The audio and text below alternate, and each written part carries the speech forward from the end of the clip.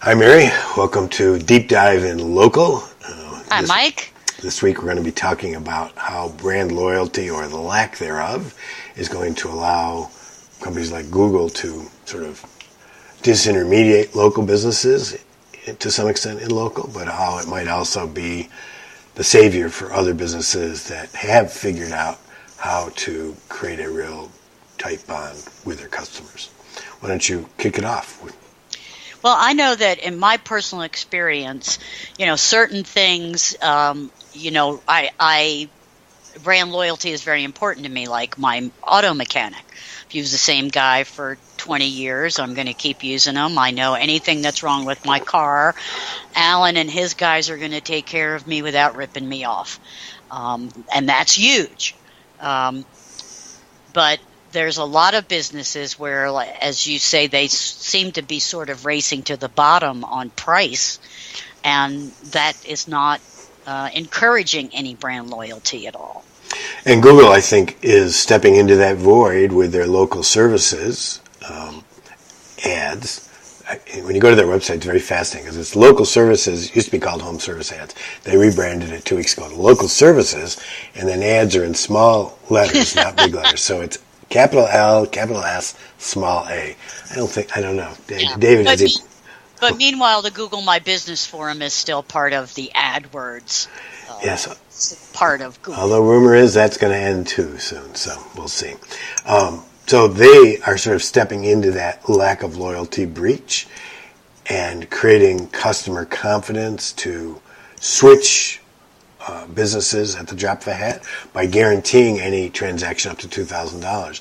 So in plumbing and HVAC and those types of industries, they are encouraging the sort of churn of customers from one business to another by saying, these are all businesses that we've vetted, we have confidence in, we'll guarantee your experience with them up to $2,000, which essentially puts it back on the business to resolve, because I am sure that any business that gets nicked more than once very irregularly, Google is not going to rank them very highly in this, right? If they get more than a couple of where they have to pay out the $2,000.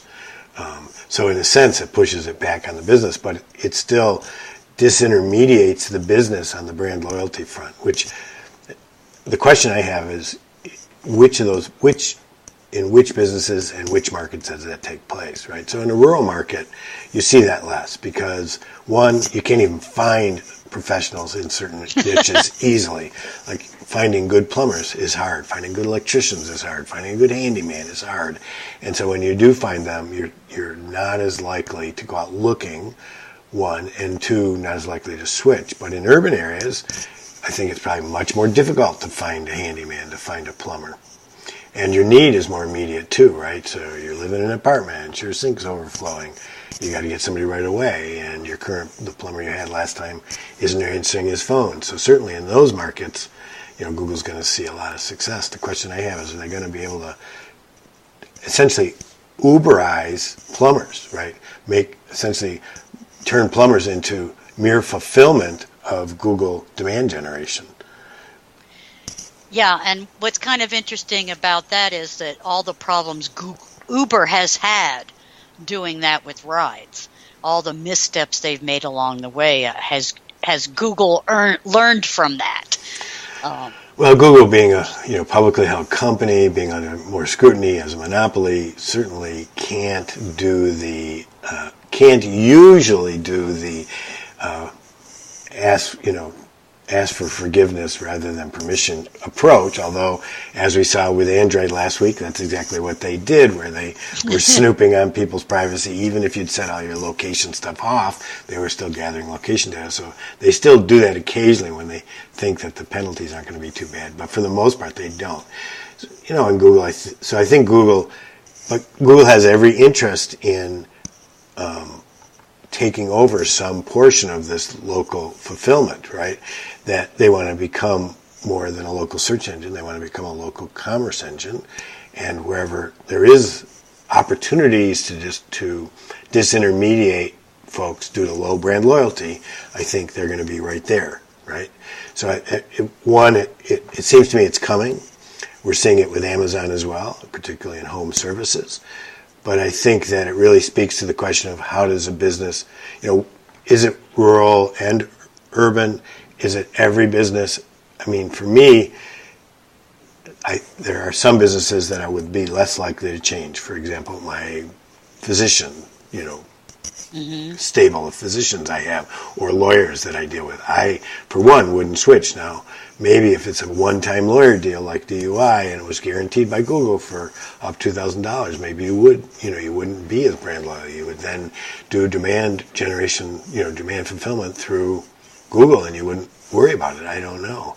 I mean, I suppose it could reach into legal professions, at least on emergency services and those types of things.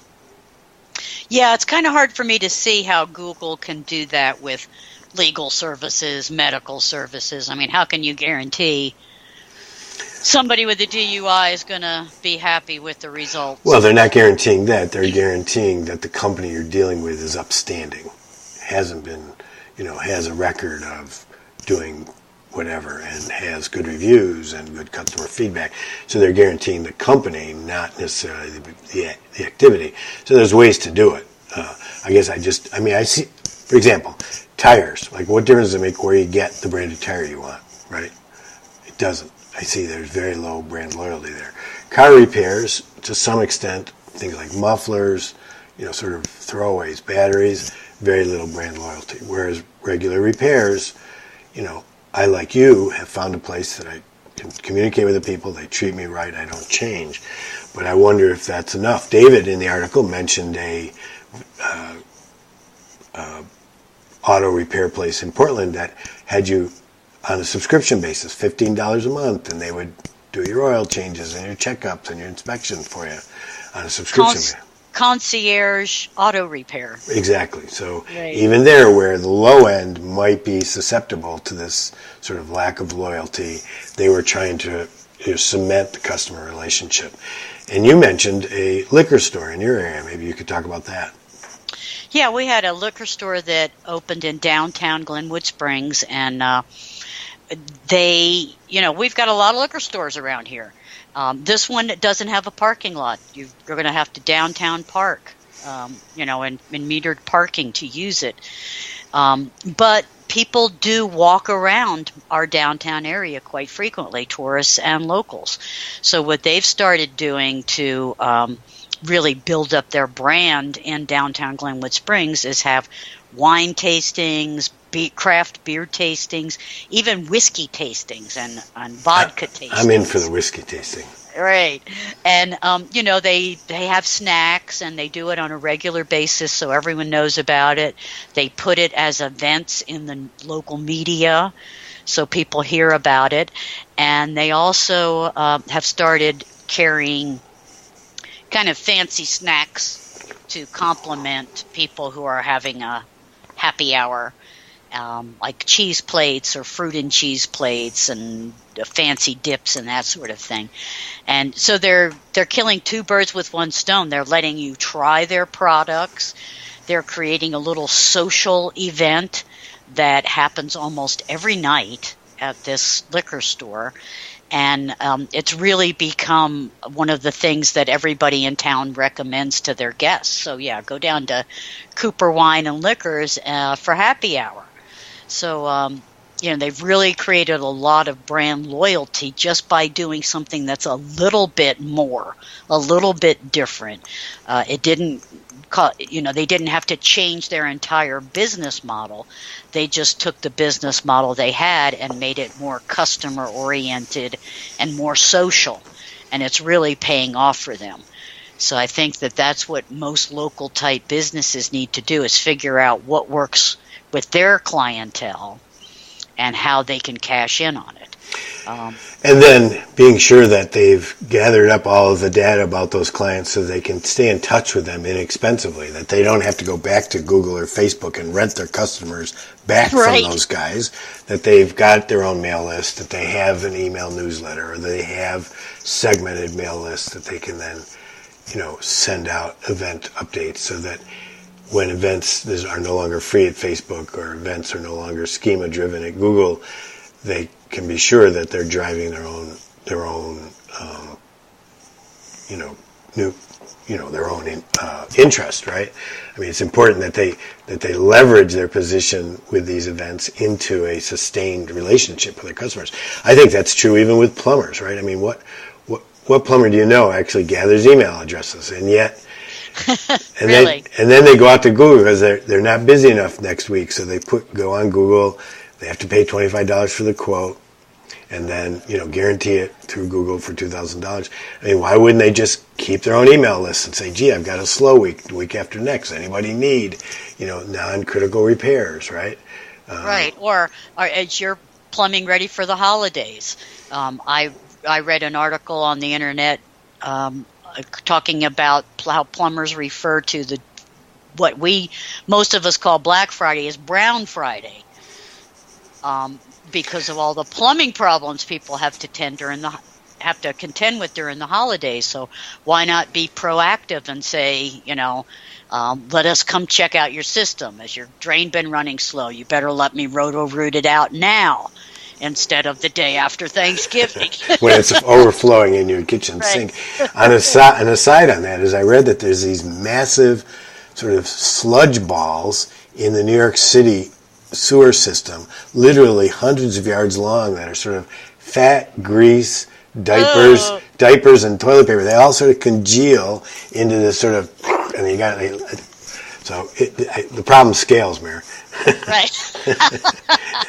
Yeah, the question is, so- in talking to Ted Paff last week, he felt that customer loyalty was very low, and that in many industries, Google would have no trouble sort of disintermediating customers from these businesses and turning businesses into mere fulfillment of customer demand generation at Google's hands.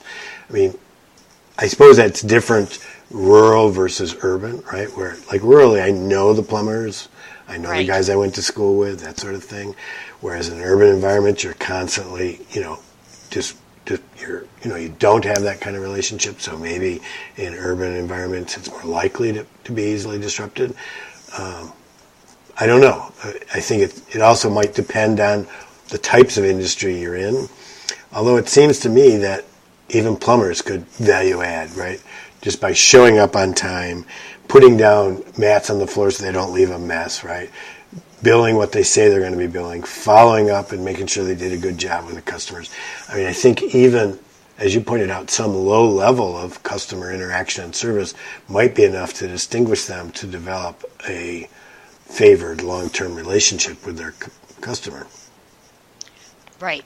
I mean, I had an experience where one of my tenants was having problems with their faucet not shutting off. My plumber came, and not only did he fix it, but he showed him how next time that happens, it's very simple to fix this. You can do it yourself.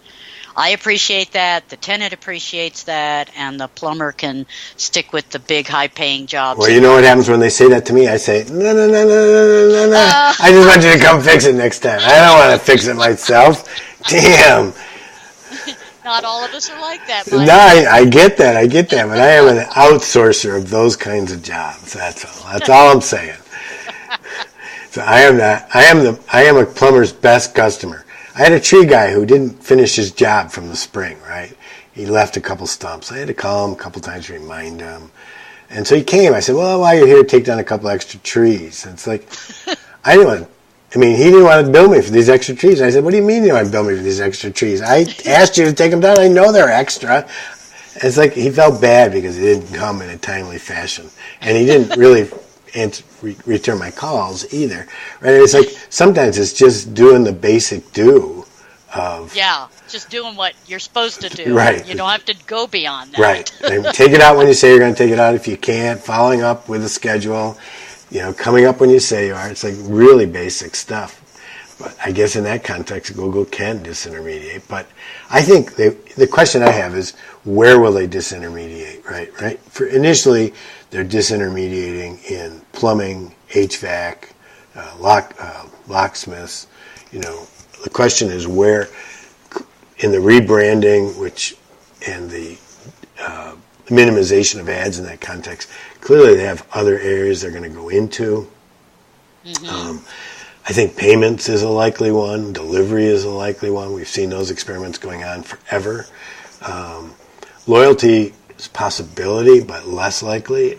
And I think it's incumbent upon businesses to have their own loyalty stuff in place, whatever that means. I think it's, and I still see email marketing as one of the best protections any business has against having to rent their customers back from Google or Facebook to advertise to.